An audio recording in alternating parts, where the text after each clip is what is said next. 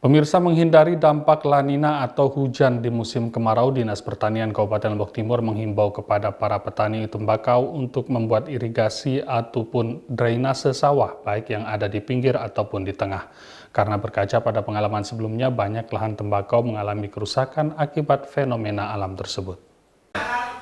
Berdasarkan keterangan Kepala Bidang Perkebunan Dinas Pertanian Kabupaten Lombok Timur, Mirza Sofyan, pihaknya memprediksi luas tanam lahan tembakau di tahun ini mengalami kenaikan daripada tahun sebelumnya. Hal ini dipicu karena naiknya harga jual tembakau selama 2 tahun berturut-turut. Meski demikian, waktu tanam di tahun ini akan mengalami keterlambatan dibandingkan tahun sebelumnya. Hal ini dikarenakan pengaruh dari fenomena El Nino yang menyebabkan waktu tanam mengalami kemunduran. Sebelumnya, waktu tanam tembakau rata-rata di Lombok Timur yaitu pada bulan Maret mulai pembibitan, sehingga pada akhir bulan April atau Mei baru dilakukan penanaman. Diperkirakan waktu tanam di tahun ini lebih mundur dari waktu sebelumnya, mengingat saat ini petani masih melakukan tanam padi.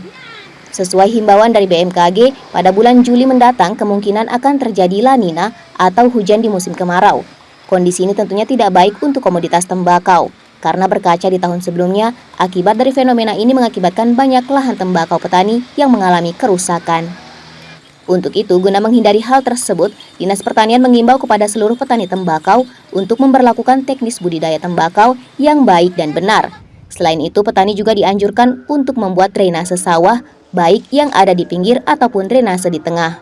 Yang perlu diwaspadai, ada peringatan dari BMKG.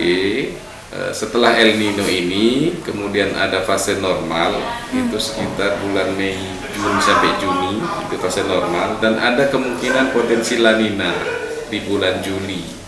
Nah, ini yang perlu diwaspadai oleh petani tembakau, di mana kalau La Nina itu ada kemungkinan hujan akan turun di musim kemarau. Seperti yang terjadi pada tahun lalu, ada turun hujan pada saat kondisi kemarau. Ditambahkan Mirza, berkaca dari tahun sebelumnya, jumlah luas lahan tanam petani tembakau hampir mencapai 23.000 hektar dan diperkirakan pada tahun ini akan melonjak naik sampai 25.000 hektar. Sementara itu, harga jual tembakau sejak 2022 sampai tahun 2023 meningkat signifikan.